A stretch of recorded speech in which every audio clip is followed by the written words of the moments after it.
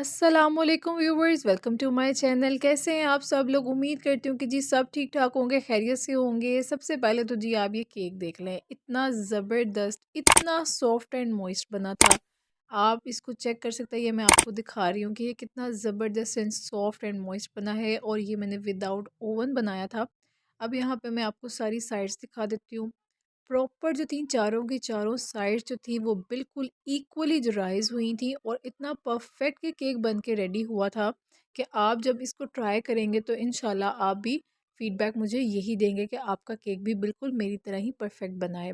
अच्छा जी, केक की प्रिपरेशंस बनाने से पहले मैं आपको थोड़ी सी अपनी एफर्ट दिखा दूँ। ये एक अच्छा सा थंबनेल बनाने के लिए जो है ना वो हम एफर्ट कर रहे थे लाइट के प्रॉपर बैलेंस के लिए। चलें जी, रेसिपी को स्टार्ट करते हैं। यहाँ पे मैंने हाफ़ कप जो है रूम टेम्परेचर का दूध ले लिया है और इसके साथ साथ मैं शामिल करी हूँ 2 टीस्पून वाइट विनेगर के। ये मैंने 1 और ये 2 डाल दिए। ठीक है, इसके बाद अच्छे से हम इसको मिक्स करके साइड पे रख देंगे।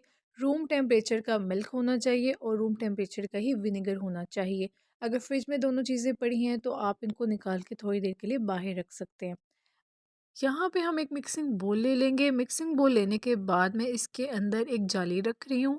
जाली रखने के बाद सबसे पहले मैंने यहाँ पर लिया है 1 कप पाउडर्ड शुगर। भर के मैंने पाउडर शुगर का 1 कप लिया है। इसके बाद मैं इसके अंदर शामिल करी हूँ 1 कप मैदा। ये भी मैंने भर के 1 कप मैदा शामिल किया है। उसके बाद हम इसके अंदर शामिल कर रहे हैं जी 1/3 कप कोको पाउडर का।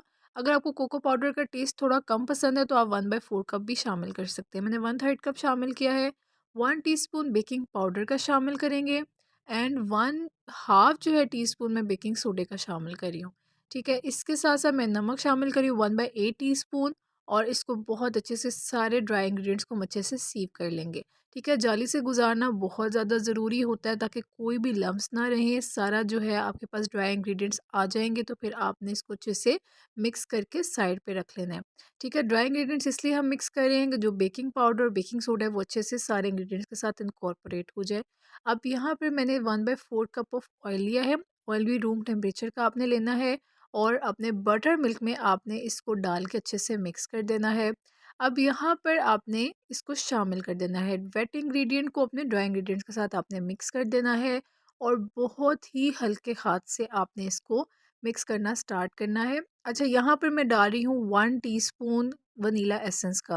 वनीला एसेंस टोटली ऑप्शनल है, अगर आप डालना चाहें तो आप डाल सकते हैं क्योंकि हम एग्स इस्तेमाल नहीं कर रहे हैं इसलिए हम इनकी स्मेल ख़त्म करने के लिए वनीला एसेंस की ज़रूरत नहीं है। अगर आपके पास हो तो इस केक में आप डालें, अगर नहीं है तो आप इसको स्किप कर सकते हैं। अच्छा जी, कट एंड फोल्ड मेथड के थ्रू आप देख रहे हैं कि मैं इसको अच्छे से मिक्स करूँगी। आपने भी बिल्कुल इसी तरह से ही मिक्स करना है। हल्के हाथ से मिक्स करें और इसी तरह से फ्लैट किसी चम्मच के साथ आप इसको मिक्स करें। अच्छा जी, बैटर बन के अभी रेडी नहीं हुआ। लास्ट में हम इसके अंदर शामिल करी हूँ 1/4 कप नीम गर्म पानी। आप चाहें तो थोड़ा-सा, अगर टेम्परेचर के हिसाब से, क्योंकि समर्स में इस केक को मैंने बनाया था तो मैंने नीम गर्म पानी है, लेकिन अगर आप सर्दियों में इसी केक को बना रहे हैं तो फिर आप काफ़ी ज़्यादा हॉट बॉइलिंग वाटर इसके अंदर शामिल करेंगे। तो ये भी चीज़ें आपने ज़हन में रखनी होती हैं कि बाज़ औक़ात चीज़ें जो हैं वो टेम्परेचर के हिसाब से, एक्सटर्नल एनवायरनमेंट के हिसाब से भी हमें मैनेज करनी पड़ती हैं। तो ये जी इसकी परफेक्ट सी कंसिस्टेंसी बिल्कुल रेडी हो गई, हमें बिल्कुल इसी तरह की कंसिस्टेंसी चाहिए। अब यहाँ पे मैंने एक सुन हलवे का जो है ना डब्बा, उसको मैंने बटर पेपर के साथ लाइन अप करके रखा था। जब भी आपने विदाउट ओवन बेकिंग करनी होती है तो ये एक बहुत ही बेहतरीन चीज़ है। आपके पास एक बहुत परफेक्ट मोल्ड होता है, इसके अंदर केक जो है वो बहुत अच्छे राइज होते हैं। अदरवाइज़ आप किसी भी स्टील के बर्तन को इस्तेमाल कर सकते हैं जो भी आपके पास मौजूद हो। बटर पेपर से लाइन अप कर लें और सारे बैटर को इसके अंदर डाल दें। डालने के बाद अच्छे से हम इसको डैप टैप करेंगे ताकि तमाम एयर बबल्स निकल आएँ। और लें जी, ये मैंने विद पतीली में तैयार किया था लो टू मीडियम फ्लेम पर। तकरीबन मुझे 40 मिनट्स लगे थे और ये देखिए कितना परफेक्ट रिज़ल्ट आया है। हर तरफ से ये इक्वली राइस था, मैं आपको वीडियो में पहले दिखा चुकी हूँ। अब यहाँ पे मैं आपको नाइफ़ की मदद से दिखा देती हूँ कि नाइफ़ जो है वो बिल्कुल क्लीन आएगी जब मैं इसके अंदर डालूँगी। ठीक है, क्रैक्स जो है आपके केक पर आ जाएंगे, टोटली नॉर्मल है। इनफैक्ट ये एक परफेक्ट राइस हुए केक की निशानी है कि आपके केक के दूसरी साइड पर जो क्रैक्स आ जाए। अच्छा जी, ये मैंने केक तैयार किया था, इसकी बेस मैंने यूज़ की थी। इसकी कंप्लीट रेसिपी मैं इंशाल्लाह जल्द अपलोड करूँगी कि आपको मेरी रेसिपी कैसी लगी है। अंटिल देन, अल्लाह हाफ़िज़।